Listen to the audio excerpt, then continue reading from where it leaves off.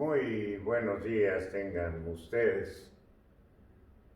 Para todas aquellas personas profesionales de la salud que tienen interés en aprender cómo interpretar un trazo electrocardiográfico impreso en papel para identificar las arritmias cardíacas, les voy a compartir el método que yo utilizo precisamente para hacer los diagnósticos de las arritmias cardíacas. Yo lo titulo como abordaje sistemático para el diagnóstico electrocardiográfico de las arritmias cardíacas.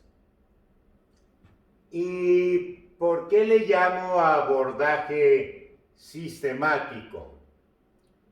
Porque consiste en una secuencia de interrogantes que yo recomiendo nos hagamos cuando vemos un patrón electrocardiográfico en una forma sistematizada y hasta no cumplir con 5 cuestionamientos que yo siempre procuro hacerme en relación al patrón electrocardiográfico, no emitir mi juicio diagnóstico sino hasta haber completado, como les menciono, este abordaje sistemático, esas 5 preguntas. De hecho, todas las exposiciones que de hoy en adelante les comparta en relación a este tópico, siempre van a estar relacionadas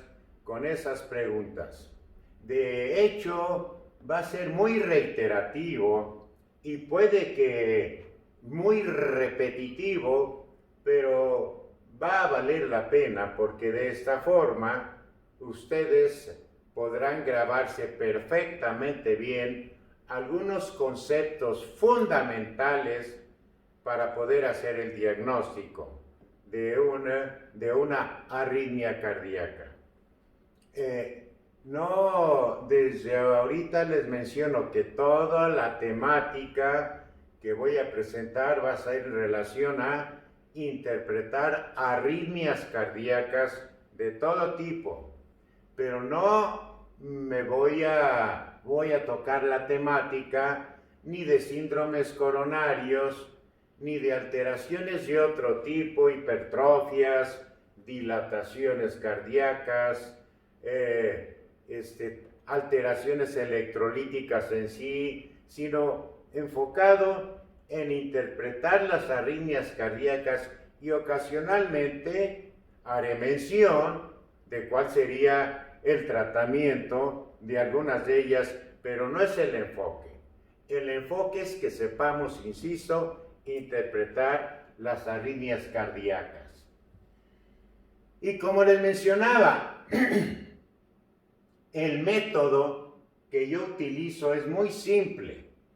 Es analizar cada deflexión, ¿verdad?, del trazo electrocardiográfico por separado. Y para después, una vez que yo analicé cada deflexión, cada componente del trazo, lo relaciono entre sí, ¿verdad? Y de esta manera yo ya emito un juicio diagnóstico. El enfoque está elaborado de tal manera que con la primera pregunta que yo me voy a hacer, que después voy a decir cuáles son, de inmediato yo descarto o confirmo las arritmias letales. Esta es otra de las bondades de este abordaje sistemático, en que yo de inmediato me voy a dar cuenta si ante lo que estoy es una arritmia letal. El orden en que yo me pregunto, ¿verdad? ¿Cuáles son las alteraciones? Es el siguiente. Voy a desglosarlas en el curso de las siguientes participaciones con lujo de detalle, pero así muy gruesamente, lo primero que yo analizo siempre es si hay un complejo QRS o no lo hay y cuáles son sus características en caso de que exista. Después voy a explicar qué es el QRS, qué connota o a qué se refiere. Pero lo primero es complejo QRS y sus características. Segunda pregunta, si existe una onda P y también sus características. La tercera, la relación de la onda P, en caso de que exista, con el complejo QRS. La cuarta pregunta, el ritmo o regularidad de los complejos QRS. Y la quinta y última pregunta, la frecuencia cardíaca. Al ir yo contestando cada una de estas 5 preguntas, ya voy descartando un grupo de arritmias en cada una de ellas. Ya se darán cuenta cuando yo me pregunte si hay QRS o no lo hay y cuáles son sus características. En esa primera pregunta descartaré o confirmaré una serie de arritmias. Y así con cada una de estas preguntas. Cuando yo arribo a la cuarta pregunta de cuál es el ritmo, generalmente yo ya tengo mi diagnóstico elaborado. Sin embargo, termino con mi frecuencia cardíaca, a pesar de que yo ya sé de qué se trata, pues nada más en parte por disciplina y en parte por estar seguro de contra qué me estoy enfrentando desde el punto de vista de arritmia cardíaca. Evidentemente, para poder comprender en qué consisten las alteraciones electrocardiográficas que en un momento dado caracterizan a una arritmia determinada, debemos de saber algunos conceptos básicos. Uno de los más básicos y fundamental es que sepamos que en el corazón existen así gruesamente 2 tipos de células. Las células de contracción, ¿verdad?, del músculo cardíaco, que son las que ejecutan el trabajo de bombear la sangre. Y el sistema eléctrico, que se encarga de generar impulsos eléctricos y de conducirlos a todo lo que es la masa muscular para que ésta se contraiga. Nos interesa dominar bien el conocimiento del sistema eléctrico. Es fundamental, puesto que son precisamente las alteraciones de este sistema eléctrico las que nos van a generar los distintos tipos de arritmias cardíacas. Por lo tanto, debemos de consumir un poquito de tiempo explicando con un poco de detalle, sin entrar a profundidad, pero sí conocer lo básico del sistema eléctrico.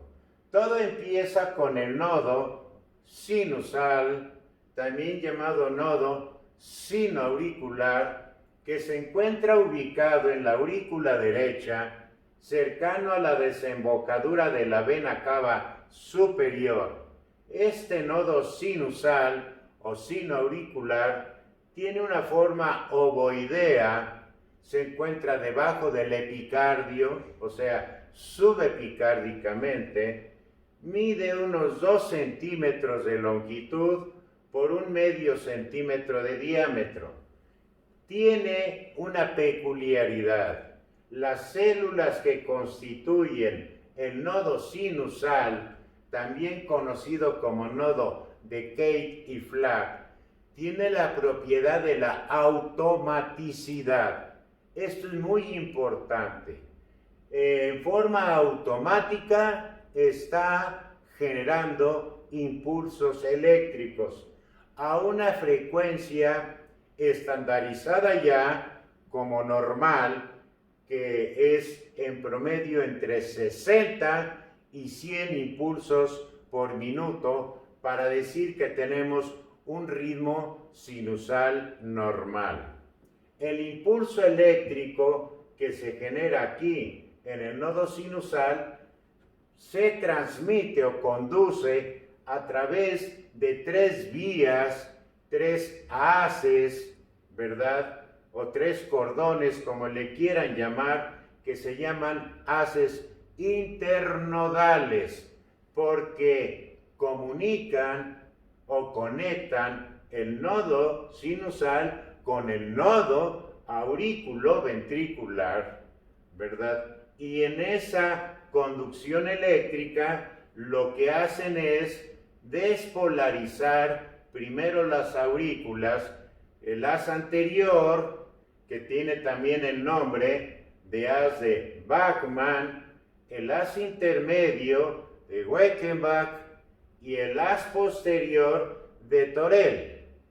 El haz anterior tiene una ramificación hacia la aurícula izquierda para que al unísono, en una forma simultánea, al transmitirse el impulso eléctrico por estas vías, las aurículas se contraigan y vacíen su contenido a los ventrículos correspondientes.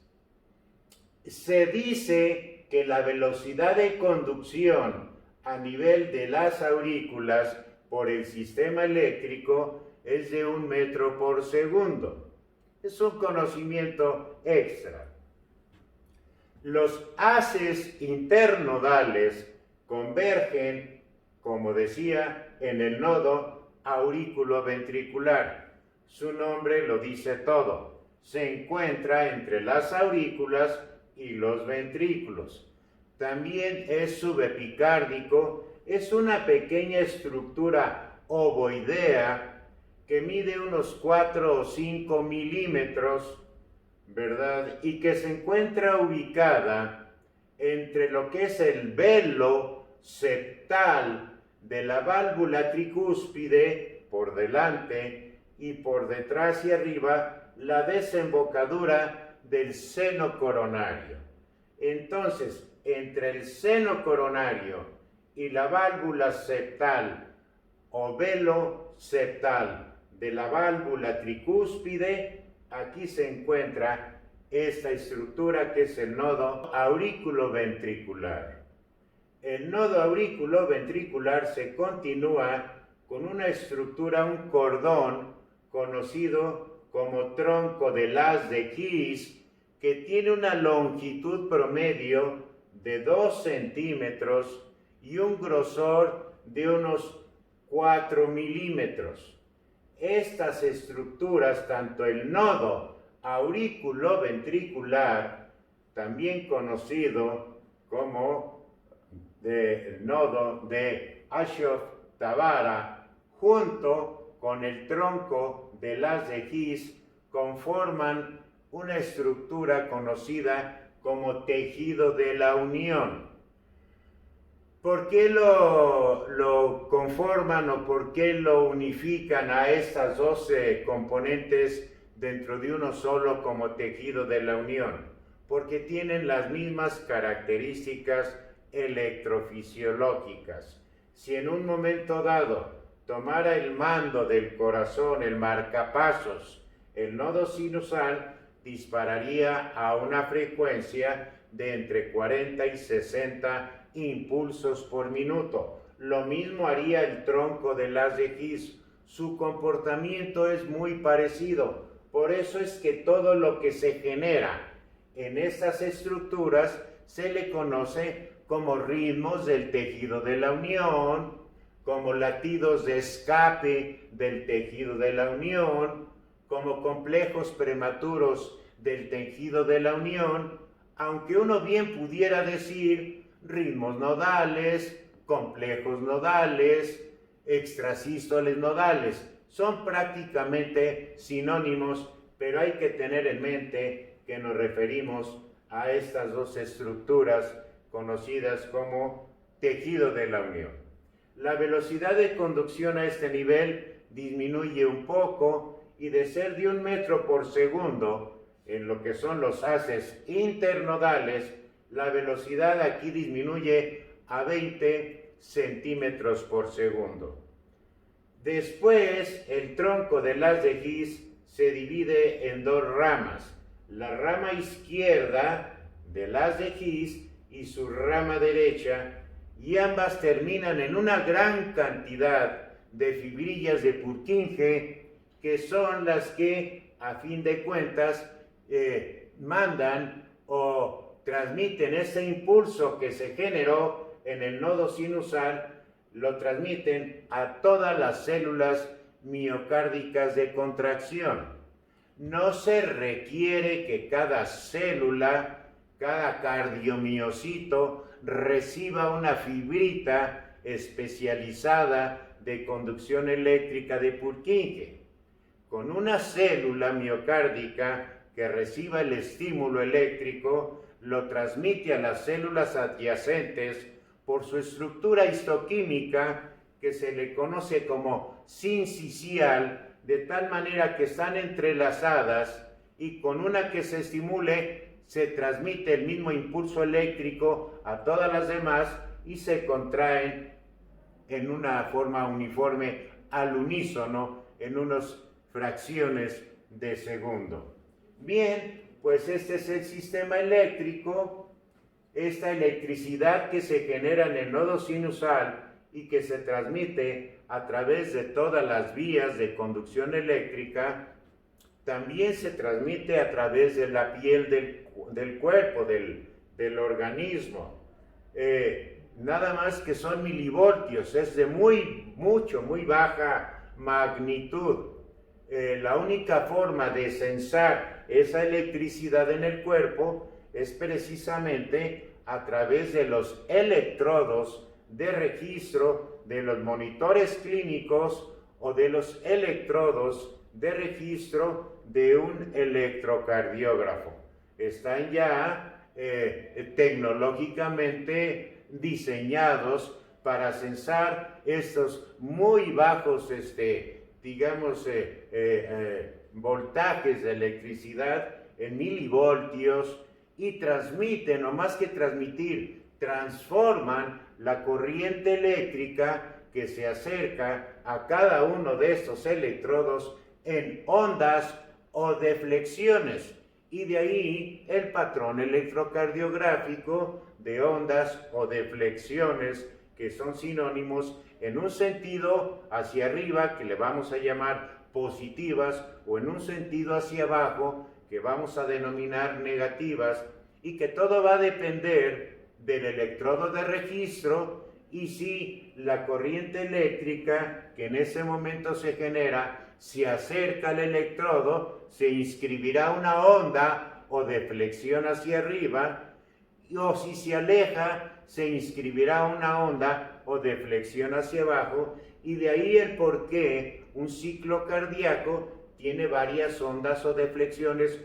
unas positivas y otras negativas. No nos vamos, o no me voy a meter en detalle a explicar el por qué en un momento dado se inscribe hacia abajo, luego hacia arriba y luego hacia abajo, porque sería complicarnos la existencia. El método que yo empleo es mucho más sencillo, haciendo a un lado el aspecto profundo de electrofisiológico de los distintos vectores eléctricos que se van generando conforme va descendiendo el impulso eléctrico. Esa es una manera el describir los vectores eléctricos de la despolarización auricular y de la despolarización ventricular, que así se le conoce al fenómeno de intercambio iónico que conlleva la contracción. El describir esos vectores eléctricos es lo que hace que muchas veces se confunda el alumno y termine por cerrar el libro y decir, para la próxima lo vuelvo a intentar. No vamos nosotros a hacerlo de esa manera. Se darán cuenta ustedes qué simple es realmente interpretar las arritmias. Bien, nada más para recordar, cuando nosotros apliquemos un monitor clínico a un paciente en un servicio de urgencias o en un servicio de terapia intensiva o en cualquier servicio, uno no sabe en qué momento puede requerirse las maniobras de reanimación cardiopulmonar o la aplicación de las palas de un monitor desfibrilador o los parches adhesivos. Por lo tanto, siempre hay que dejar completamente el pecho para esos procedimientos. Y los electrodos es muy recomendable colocarlos distantes. El electrodo de color blanco, ubicarlo por fuera del hombro derecho, y el electrodo de color rojo muy por debajo de la parrilla costal izquierda, muy por debajo, y el electrodo negro, café o de color verde, el indiferente, por fuera del hombro izquierdo.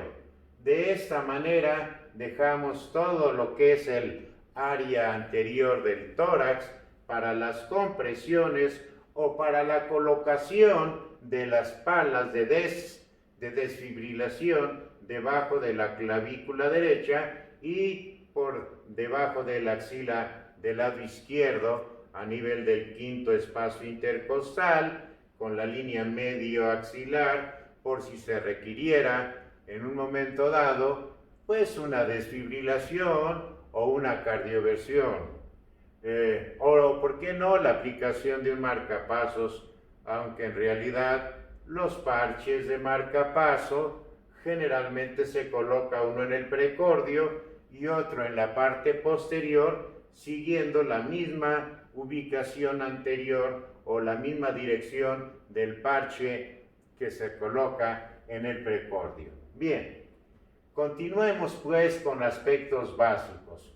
Aquí voy a ilustrar a ustedes cómo la actividad eléctrica del corazón, que se inicia en el nodo sinusal, al ir transcurriendo por los haces internodales, me va generando, al despolarizarse las aurículas, la primera deflexión u onda en el electrocardiograma que se le conoce como onda P.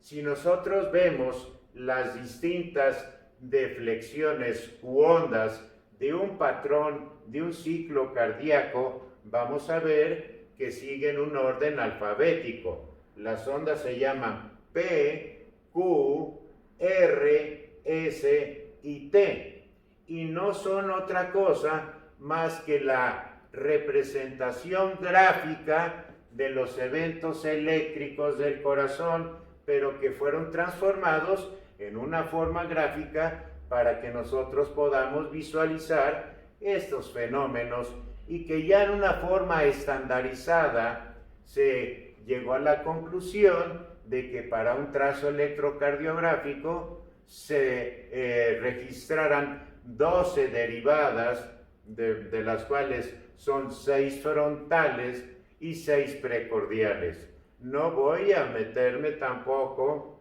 a explicar la colocación de los electrodos cuando se trata de un trazo electrocardiográfico, pero sí ya mencioné la ubicación cuando se trata de un monitor clínico, digamos de pedestal o de pared.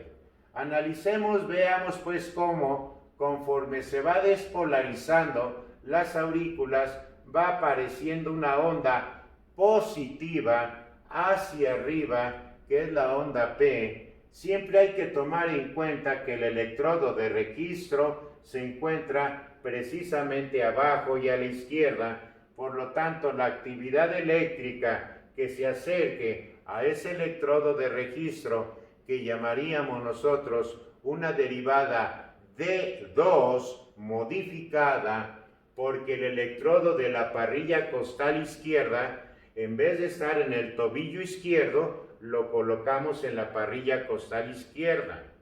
Y el electrodo que colocamos en el hombro derecho, en vez de estar en la muñeca derecha, lo colocamos en el hombro derecho, y esta es una derivada de 2. La mayoría de los trazos que les voy a mostrar son trazos que generalmente se registran en esa derivada, porque es la derivada en la que mejor se observan las distintas ondas del ciclo cardíaco. La primera es la P, insisto, que nos va a representar la despolarización que conlleva contracción de las aurículas. Enseguida, un pequeño segmento isoeléctrico que vamos a visualizar, que es el paso de la corriente eléctrica en el nodo auriculoventricular y el tronco del haz de His a una velocidad menor. Va a ser una línea isoeléctrica,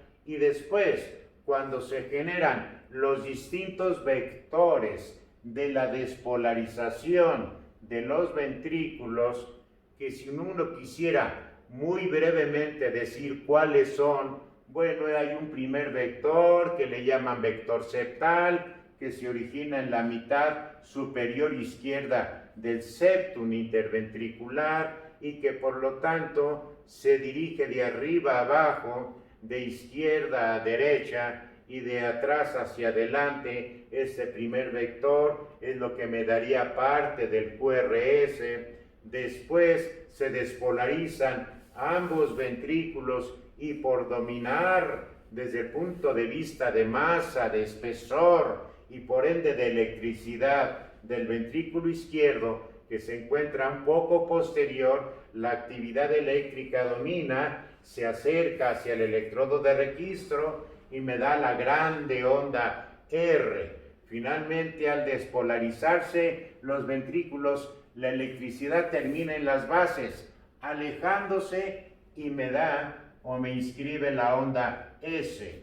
Todo este fenómeno de despolarización ventricular queda entonces inscrito en lo que es el QRS, y finalmente la repolarización, el que nuevamente vuelva a haber un intercambio iónico a nivel de todas las células, tanto del miocardio como de las células del sistema eléctrico, viene la repolarización que se va a ilustrar por el segmento ST y la onda T, como vamos a ver ahorita. Entonces, se inicia el estímulo o la generación del impulso en el nodo sinusal, viaja por las aurículas y me inscribe la onda P. Hay un retraso en el nodo auriculoventricular y el tronco, y me da el segmento ST.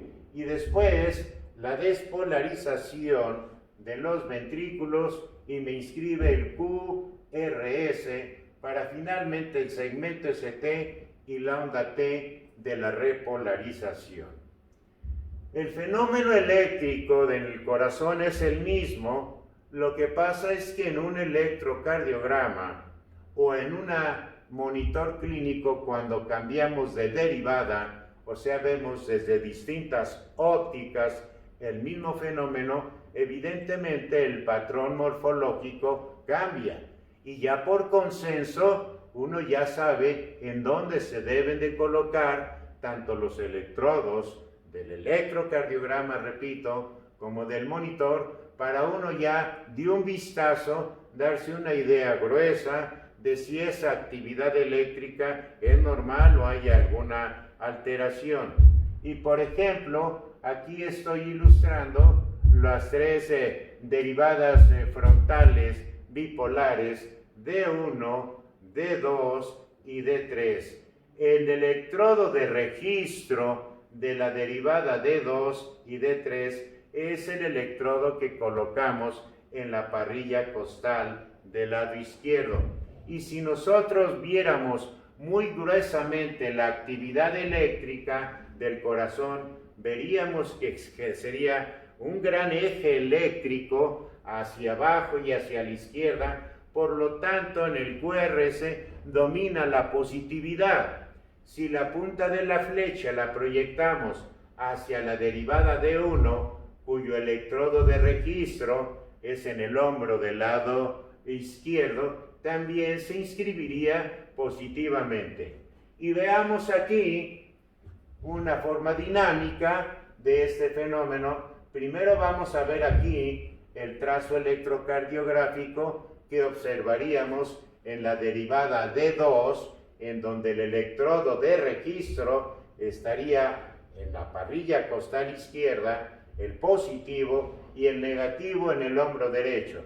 Después veríamos un D1 en el cual el electrodo de registro es el del hombro del lado izquierdo y un D3 en el cual el electrodo de registro nuevamente es el de la parrilla costal izquierda, pero en relación con el electrodo del hombro izquierdo. Entonces aquí vemos el triángulo, ¿verdad?, de estos registros electrocardiográficos bipolares, cuyos electrodos positivos en D2 y en D3 son de la parrilla costal izquierda, pero el electrodo negativo de referencia de D2 es el del hombro derecho y de D3 es el del hombro izquierdo. Y en D1 el electrodo de registro es el del hombro izquierdo y el electrodo negativo es el del hombro derecho. Bien, entonces visualicemos aquí cómo sería ese cambio. Vean ustedes, ahorita tenemos una derivada de 2, aquí tenemos una derivada de 1. Vean el patrón electrocardiográfico. Ahora un D2, obsérvenlo. Y ahora un D3, obsérvenlo también. Es el mismo fenómeno, pero visto de distintas ópticas. Bien, pues esta es una pequeña sección de todo lo que vamos a ver. Vamos a pasar a los siguientes tópicos dentro de esta gran temática de la interpretación o del abordaje sistemático para la interpretación de un trazo electrocardiográfico impreso en papel para identificar las diferentes arritmias cardíacas.